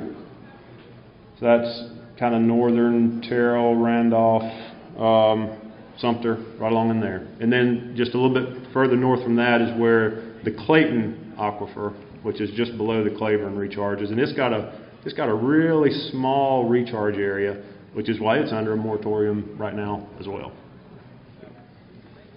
You have a map of sub-area 4 area that's got the same stipulations as the Flint? Do you have one on? I don't have it on here. I'll kind of draw it off. It runs right up through here and then just comes out of the Flint River Basin right along in here just a little bit. And it more or less follows the Flint Basin boundary on the southeast, but it does run out of the Flint watershed a little bit. Crisp County, Dooley County, then cuts out into Worth a little bit. Why do we have that? I mean, if that's the Flint, why did we get that added in there? It took a guy like me, I'm in that. It hurts. Yes. So the question was, why is the area outside of the Flint also impacted by the moratorium on the Floridan? Is that? Yeah. Groundwater, aquifers don't always follow surface water boundaries. In our case, it's really, really close, and that's just because of the geology of Georgia. There's a real big wedge right here in the aquifer that keeps the Floridan water levels pretty high.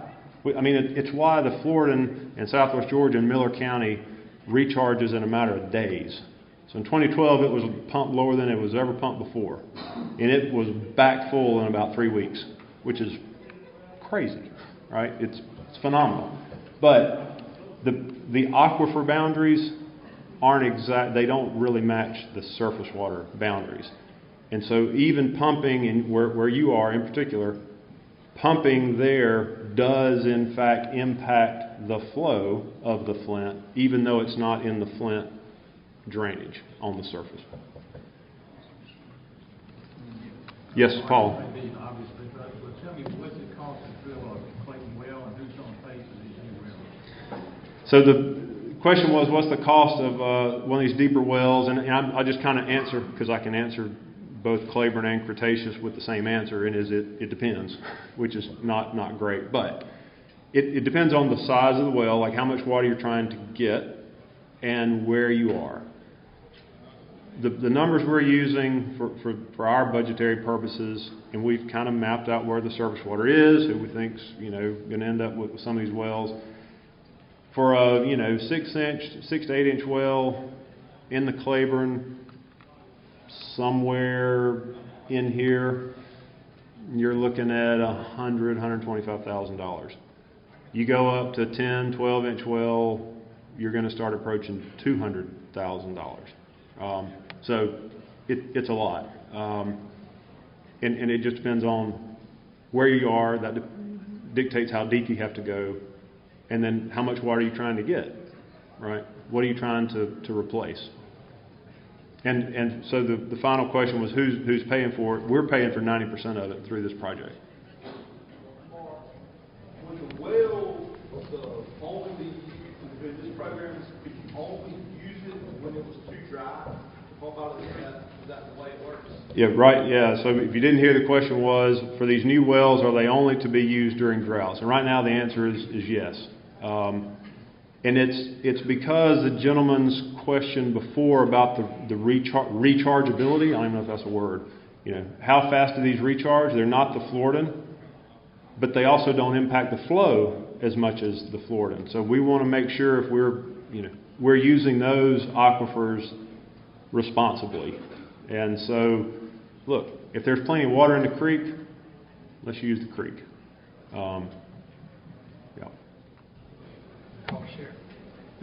Yeah, I'm gonna go to Seth and then Jimmy, and then Taylor. I probably got to stop and go to the next person. Seth. Do y'all have projections on the extra cost to pump from that depth versus what it would out of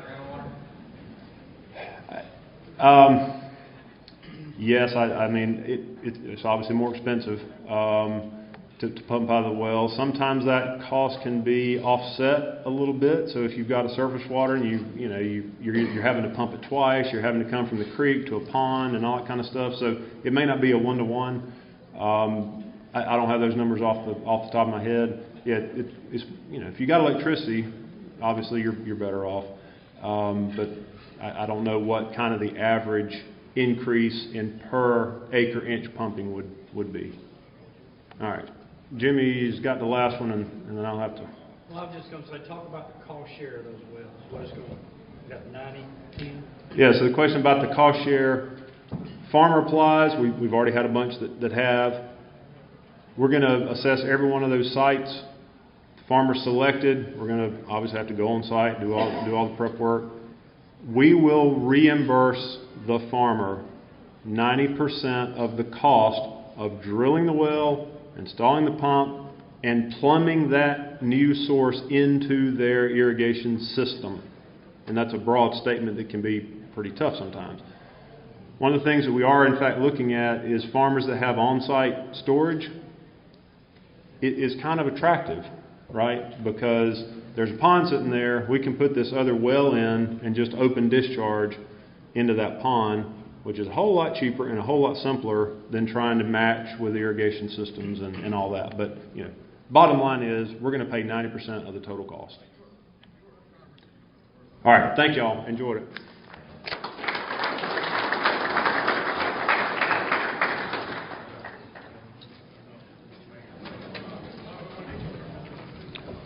Thank you, Dr. Masters, for you and your team and all the work y'all do to protect that vital resource for us in the state. I've got the privilege to introduce our last speaker for today. He comes to us from the National Cotton Council.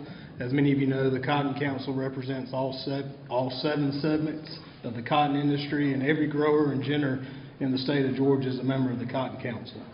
Taz Smith is our last speaker. He began working for the Cotton Council in 2019 and was named the Vice President of Producer Affairs at the Council's 2021 annual meeting. Taz works with American cotton producers and the grower segment of the industry to implement policies that enhance the viability and long-term sustainability of the producer segment of the industry. Before joining the Cotton Council, Taz served during the Trump administration as the State Executive Director for USDA's Farm Service Agency in Georgia. Prior to that, Taz worked for Georgia Farm Bureau, most recently serving as the Assistant Director for Legislative Affairs. Taz is a native of Butler, Georgia, and currently resides in Arlington, Tennessee, with his wife Stephanie and their 2 teenage children. Taz?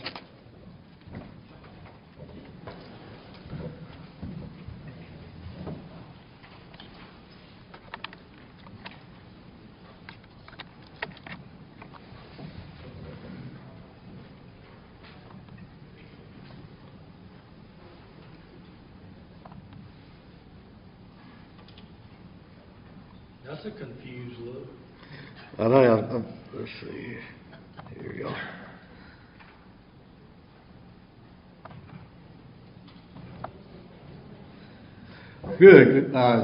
Good morning. Good to be with you today. I'm glad to be back in Georgia, seeing so many friendly faces and lifelong friends I hadn't seen in a while, so it's great to be with you today. I appreciate the opportunity to speak to you this morning.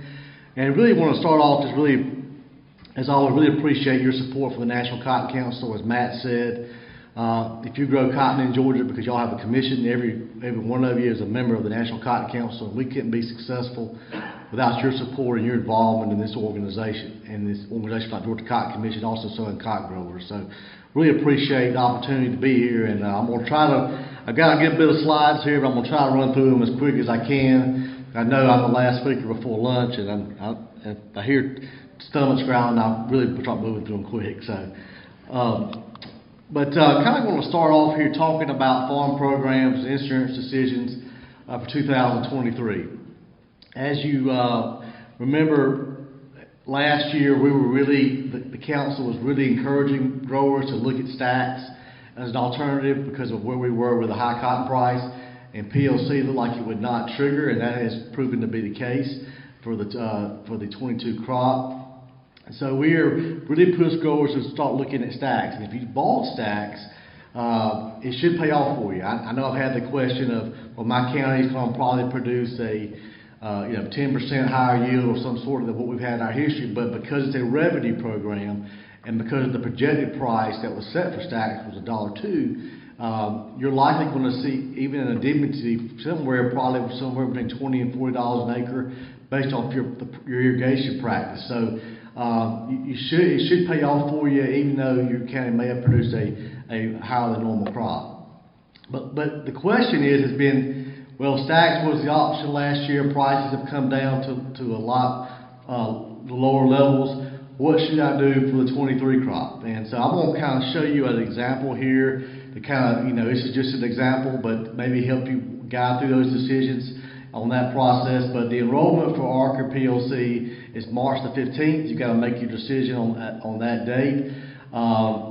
As I mentioned before, payment is very unlikely for PLC for 22 and 23. And looking at 2023 and 24 NASS marking average price. So based on what we project the cottonseed price to do, and the PLC for seed cotton is a conversion rate between the cottonseed and the lint.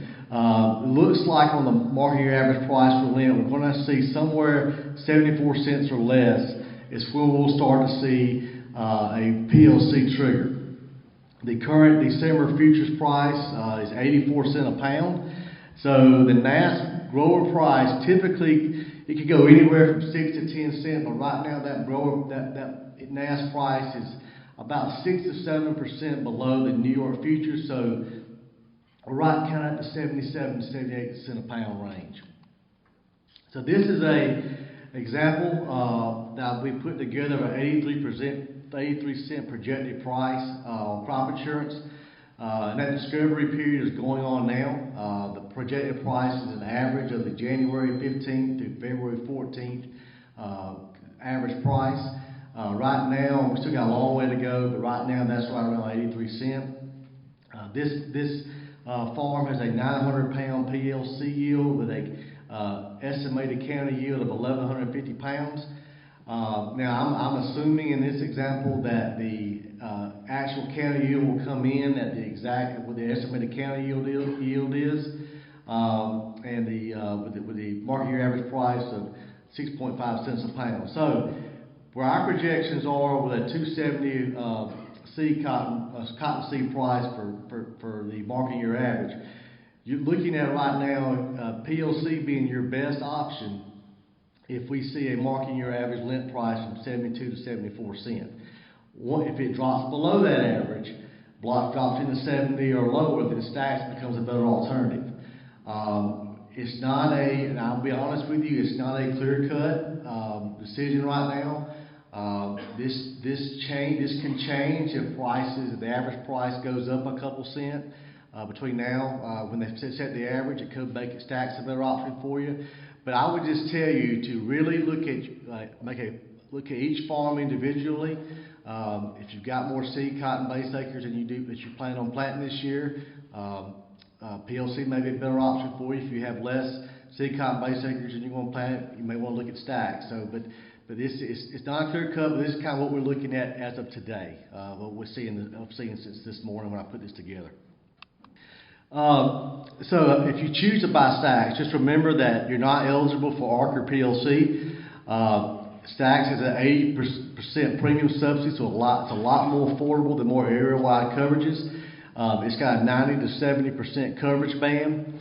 If you buy your individual coverage up to above the 70% level, you can take the 90% level back down to your individual coverage level, and you can purchase stacks on your own or without an underlying policy.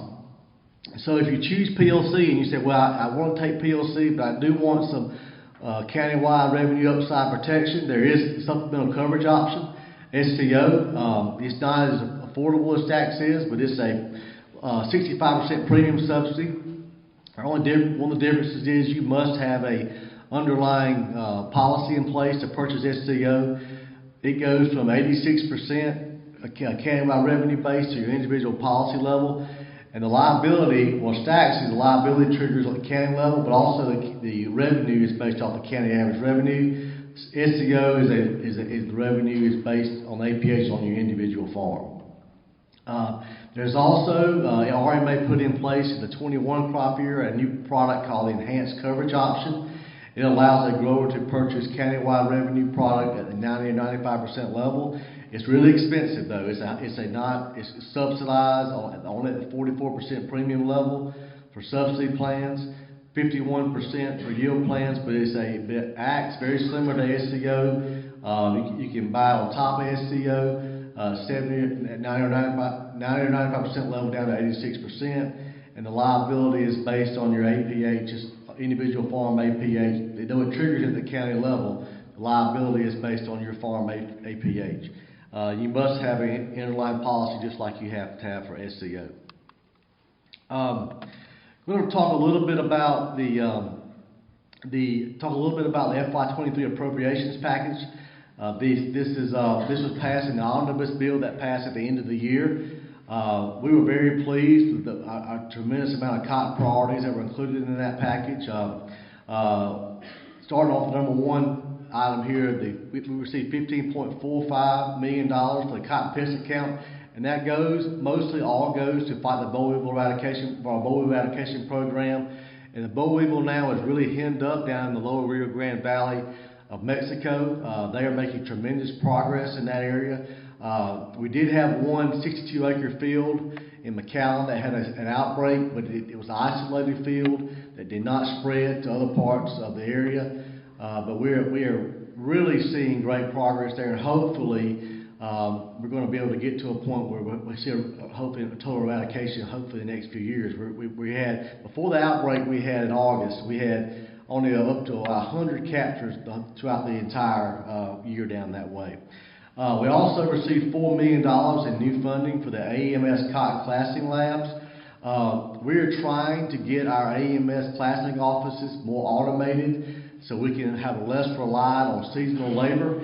That was a big issue back in the 21 crop year due to the COVID protocols that were in place by the federal government. It really put a stranglehold on getting grades back from the gens, back to the grades and classing offices and back to the gens in a timely manner.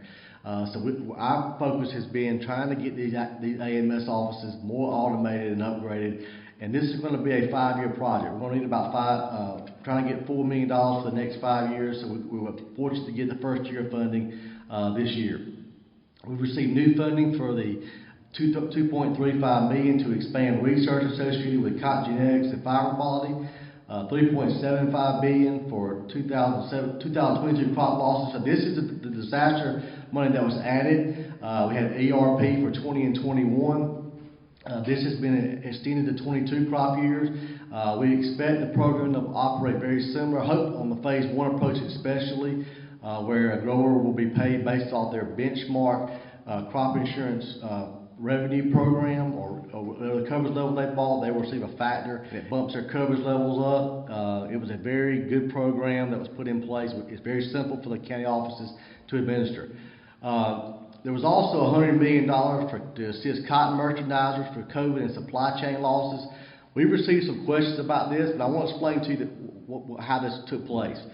So back in 2020, when COVID hit, we saw a dramatic decline in the demand for U.S. cotton across the globe. The council board outlined three priorities for COVID relief.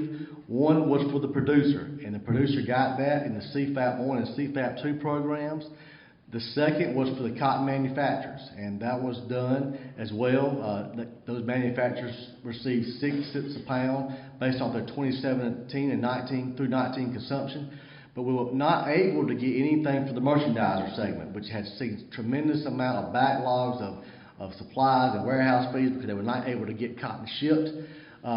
And to the credit of Congressman David Scott, he led the charge of continuing to push for this assistance, and we finally got it in this omnibus package. So that's $100 million for them. We've also got some encouraging NAS to reinstate the ag district level estimates for cotton, maintaining ARS funding for the cotton seed bug, maintaining ARS funding for the 3 cotton gin labs, maintaining funding for the cotton blue disease, and MAP and FMD remain fully funded. So we have seen, we saw ERP Phase 1, now we have ERP Phase 2 that has rolled out. Signed up again on that program on January the 23rd.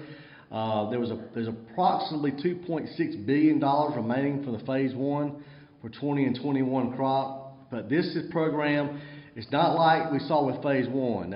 It's a lot more complicated to work. We were hoping to see a lot more easier program to implement. But basically what it pays off is 70% of your benchmark year gross revenue for other crops. And other crops meaning cotton, peanuts, rice, grains, and other non-specialty crops.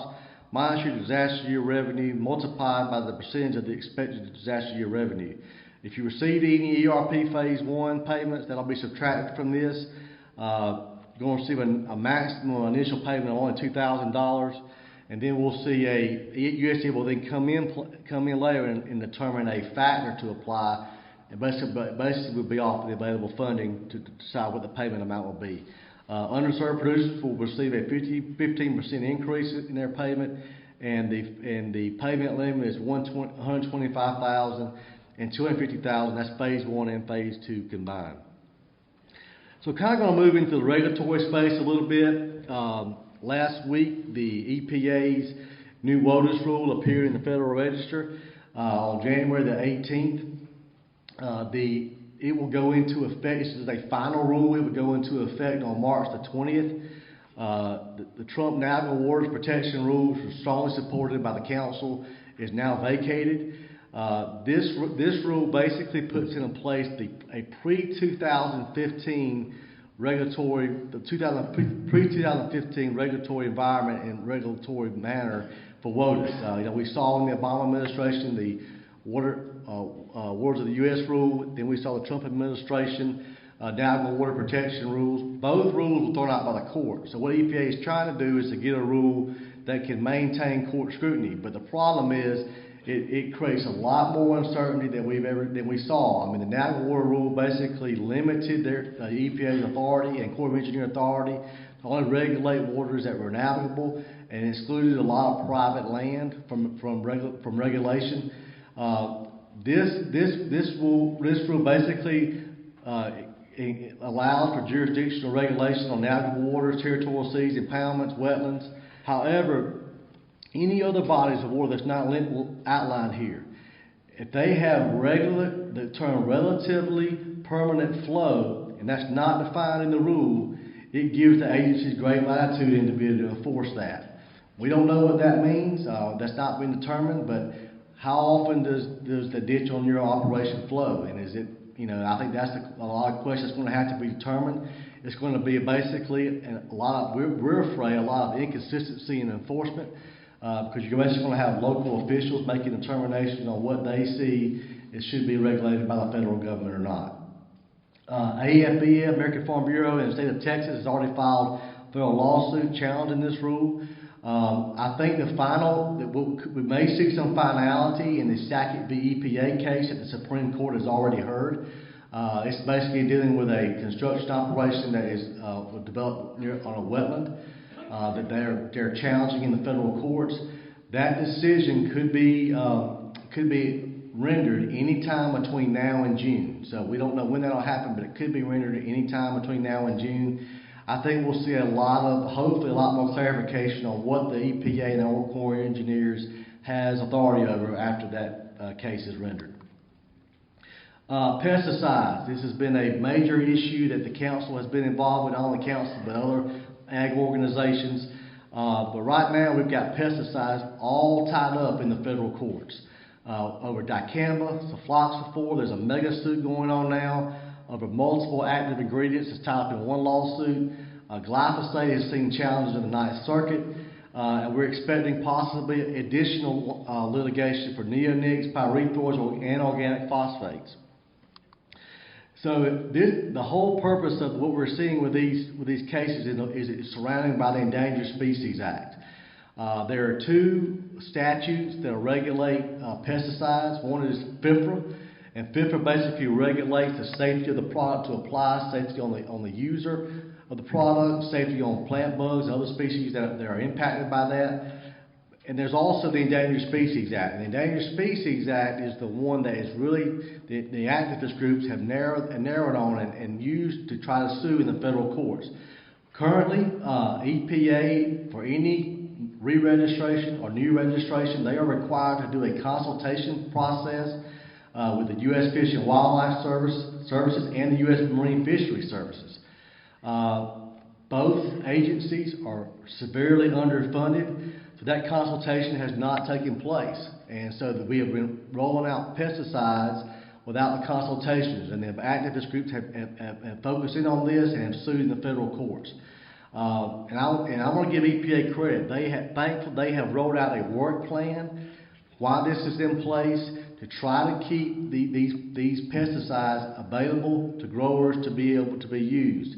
The question is going to be, do these withstand the court cases? I'm going to go through this work plan here in just a second, but the key component here is the courts don't care that the EPA and the fisheries and the Fish and Wildlife Service is underfunded. They see it as their job to enforce the statute.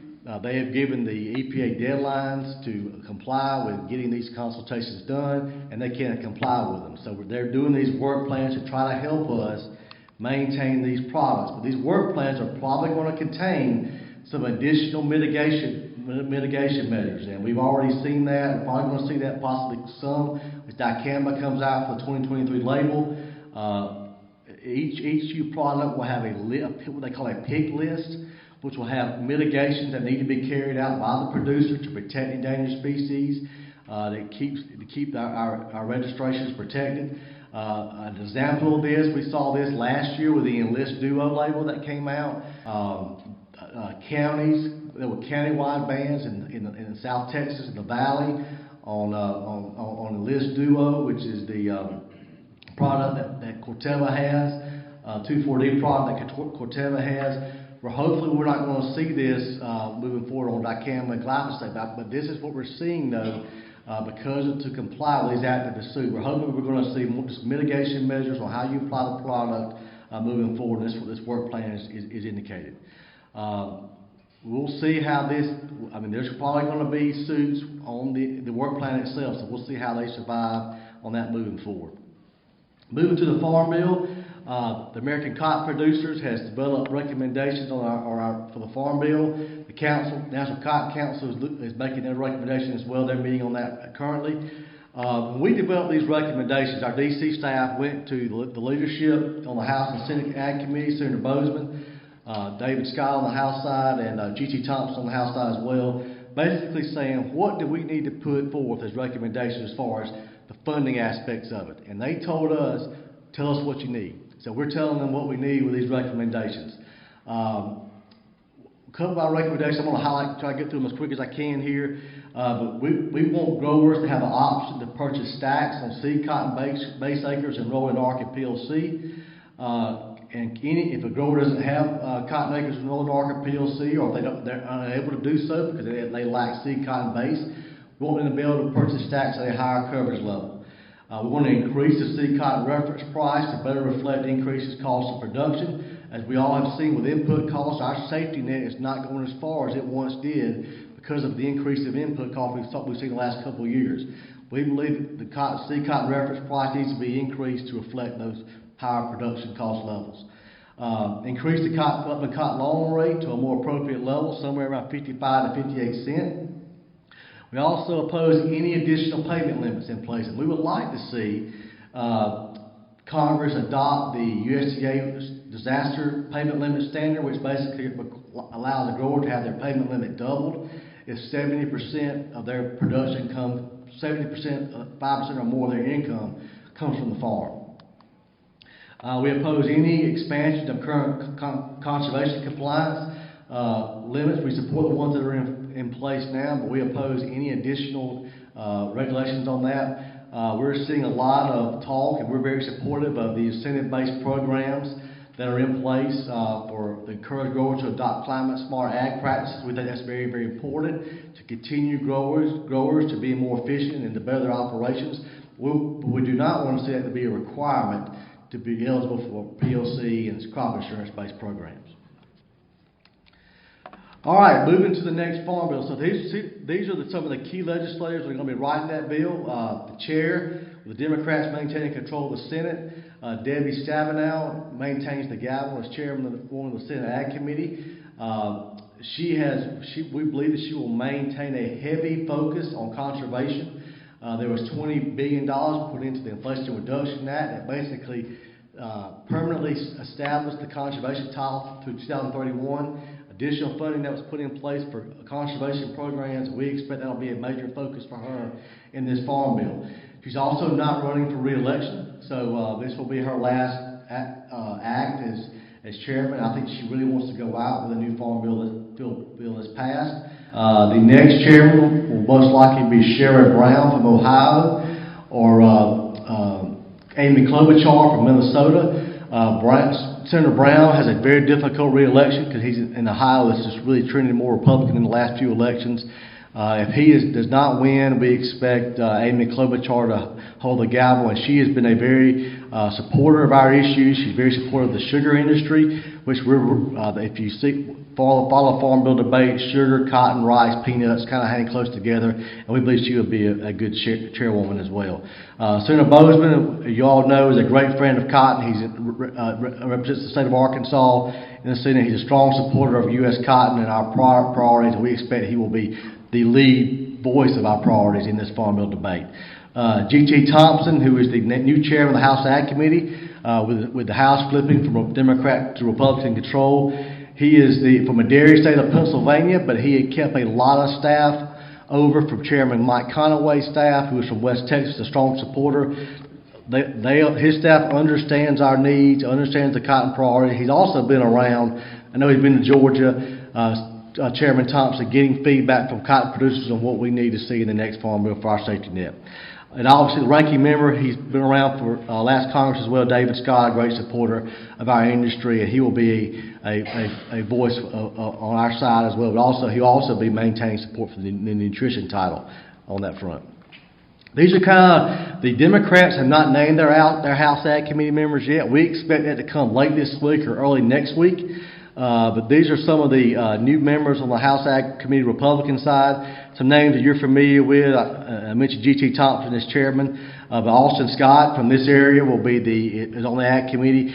We expect he will be the subcommittee chairman for the General Commodities and Risk Management Subcommittee, which has a lot to do with developing the commodity title and crop insurance titles of the Farm Bill, which we're very excited about where he will be on that front as well. Other members of the Cotton Belt, Rick Crawford, Trent Kelly, Kat Kamick from down in Gainesville, Florida, is a member of the committee. She's been a great supporter. Looking at some of the new members, we're excited to see the first name you probably think he's not a new member. He actually rolled off the committee last Congress, but is back on. Frank Lucas from Oklahoma, former chairman of the House Ag Committee, has a great institutional knowledge on how to get a farm bill done, particularly in a very partisan environment, which we're going to see as this bill moves forward. So what are the challenges of getting a farm bill done? As you all have seen, probably watching the speaker's race, it's going to be most likely on the House side, a very partisan environment of getting a farm bill done. It took 15 votes to get Speaker McCarthy elected. That was the most votes for a speaker since 1859. So the most votes to elect speakers since the Civil War. There's a very narrow majority. There's only a 5-seat majority on the House side for the Republicans. So the more far-right Freedom Caucus members have a lot more influence on being able to establish rules to govern the House, to be able to get amendments adopted for the floor to help get those debated. So it's going to be very, very divisive, this Congress, and it really could impact the Farm Bill in the debate. But we have fewer members of Congress representing rural and ag districts. We've got significant turnover in this Congress. Over half of the Congress, if you add the House and Senate together, were not around for that when the 18 Farm Bill was passed.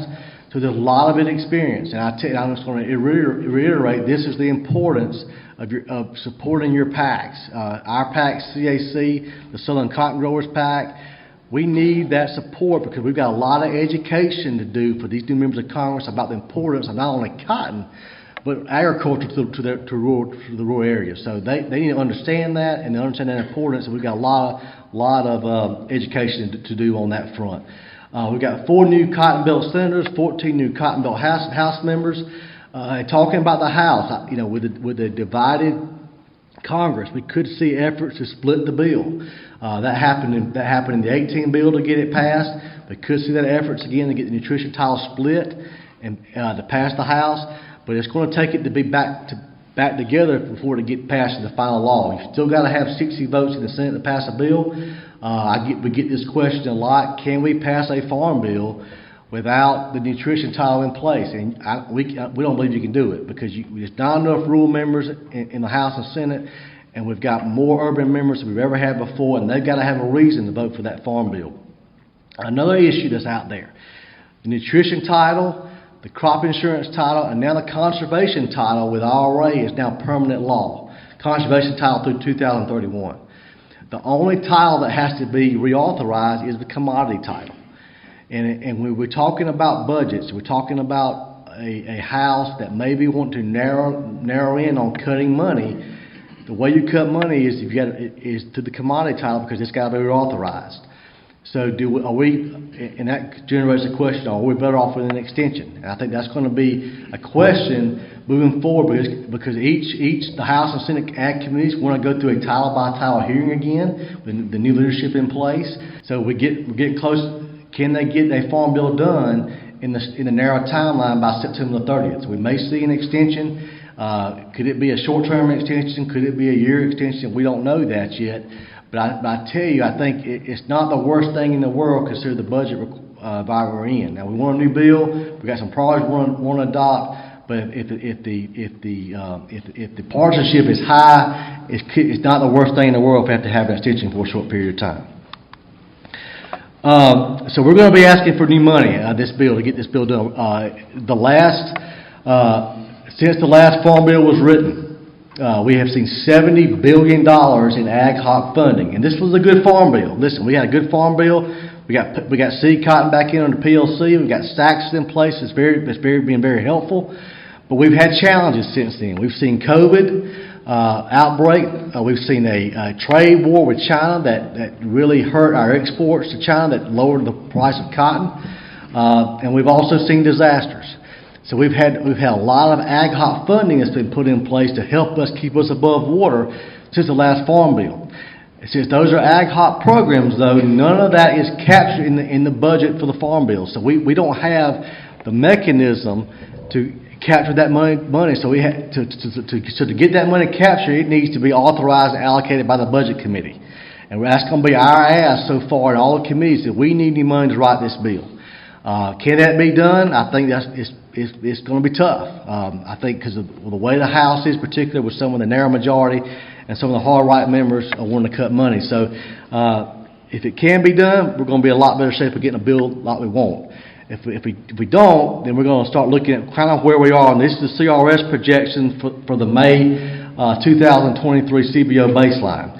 This is the first bill that the first time a farm bill will be over $1 trillion. We never had a bill that large. Right now, the budget estimates for the next farm bill are $1.29 trillion. The number one issue is 85% of the cost of nutrition. Nutrition is $1.09 trillion, and you can bet that's going to be a focus on the House side, but maybe even the Senate. Just this week, Senator Rick Scott from Florida wants to talk about implementing work requirements for nutrition. There was additional COVID assistance for nutrition that was done back in COVID relief. If we don't get any money, there's going to be a target to cut this money and possibly to shift it around the commodities to the commodity type. So that's going to be something to watch. In moving forward, that's going to be the nutrition is going to be very focal point in this environment, how whether that's increased or whether it's cut some, and that can have a lot to do as far as what the Farm Bill looks like. As I mentioned, it's hard to get unity when you only have a small majority. And one of the things that could decide how much money we have to write this bill was the debt limit. The debt limit has already we already hit our debt limit. We hit it last Thursday. The Department of Treasury has about probably between now and June to July to try to do some emergency measures that they have in place to keep the debt limit, us going over the debt limit. But between now and by June and July, it's going to have to be addressed. And the Republicans would like to see some mandatory spending cuts before that's done as a negotiating tactic for raising the debt limit. President Biden and the Democrats don't want to see any changes done on the spending. They just want to see the increase in the debt limit. So whatever agreement is worked out could be determined on how much money we have to write this bill. We saw this back in 2014. Sequestration came about. That was done as negotiations to raise the debt limit back in 2014. What kind of measures will be in place at that point, we'll have to wait and see, but the debt limit could have a big impact on how much money we have to write this next Farm Bill. I'm not going to hit the trust protocol. I know Ryan hit that and Taylor hit that earlier. I will mention one thing about the trust protocol as it relates to our U.S. Climate Smart proposal. The Council applied for a $100 million U.S. Climate Cotton grant from USDA. USDA put $1 billion through CCC funds to allow private partners and university personnel to partner together to give them a grant to encourage growers to continue to adopt sustainable climate smart practices. And the Cotton Council U.S. Cotton Trust Protocol was blessed to receive $90 billion grant to help us, and this is going to be rolling out this year. But just so you know, there's going to be three parts of that funding piece. So if you're a member of the trust protocol, you're going to receive a one-time payment just as being a member on our platform. There's going to be a second part if you're a member of the trust protocol and want to do some additional practice on your operation, additional conservation practice such as planting additional cover crops, going from traditional till to conservation till or no-till. There will be additional payment for you for that. And we also are partnering with the U.S. Soil and Water Outcomes Fund to have a carbon trading platform that will be a part of that as well. So there will be a third part that is the carbon trading platform that we have partnered with U.S. Soil and Water Outcomes Fund, and there will be a pot of money that's for protocol members that want to do that as well. So that's kind of how outlined, but we'll see that starting out here later on this year. I want to hit on plastic really quick. This is a chart of what we've seen on plastic calls from module wrap. The Cotton Council has worked with the U.S. Agricultural Society of Biological Engineers to develop a standard for module wrap. The current company that is meeting this standard is TAMA. It's the yellow and pink wrap. We're hopeful that more companies are going to be able to meet this standard. It's developed based on weatherability and adhesiveness, but the TAMA generic blue wrap is becoming a major problem in the gins, and it's causing major plastic costs. The blue wrap is probably 1 to 3% of the market of the supply we have on module wrap today. But it's almost 17% of all plastic costs.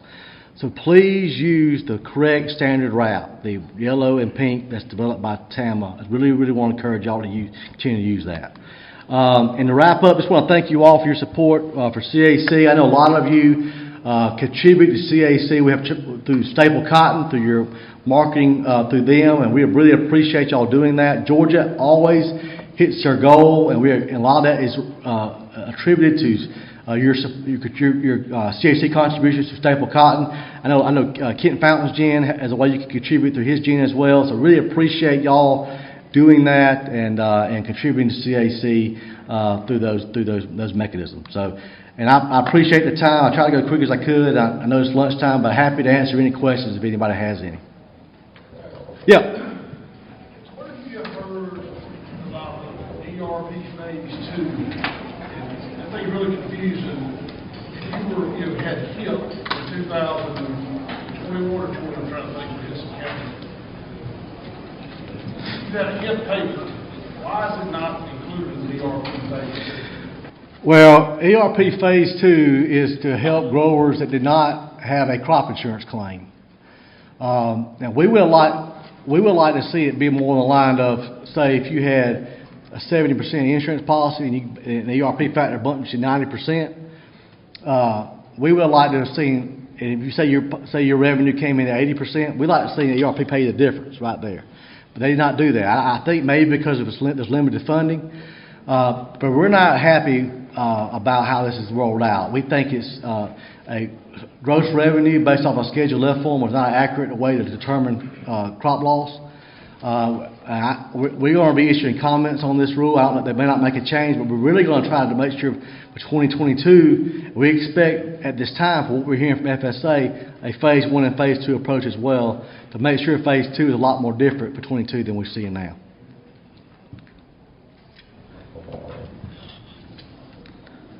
Anything else? Well, I'll be around at lunch. I'm happy to talk to anybody if you have any additional questions. But thank you for being here today. Thank you, Taylor, for having us today. Thank you for Georgia Cotton Commission. Appreciate it.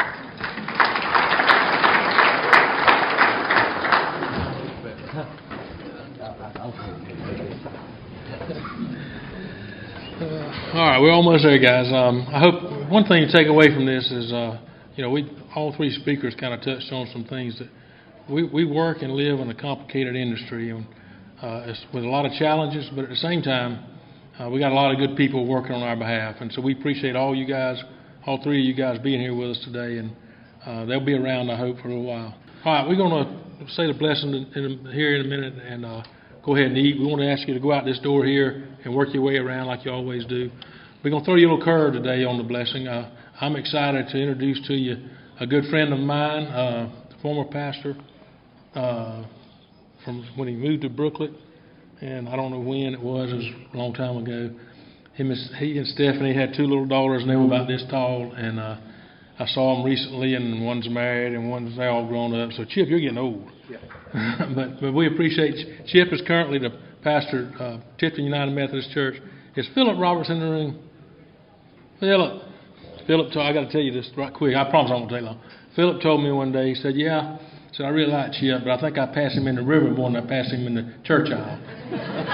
Chip's an avid hunter, a big fisherman, and even a good tennis player. Nah, not anymore. So I'm pleased to introduce you to Chip Grantham, Tipton United Methodist Church. He's going to ask a blessing for us.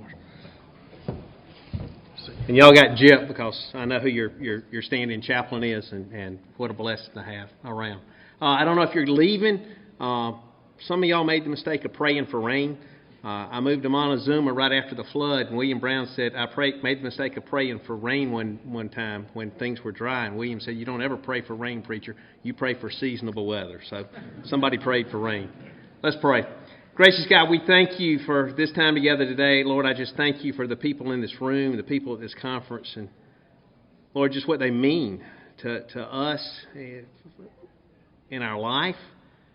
Lord, in just the economy of this state and this nation, we just thank you for people who trust in you and still put seed in the ground, and all those that support them. Thank you for this time, and just pray that you bless them. We thank you for the food that's been prepared. Pray that you bless it for the nourishment of our bodies and us for your service. Bless this time of fellowship and interaction, and use it, and just keep your hands of protection about everybody as they go out in this weather and as they're going through the rest of this day. In Jesus' name, amen.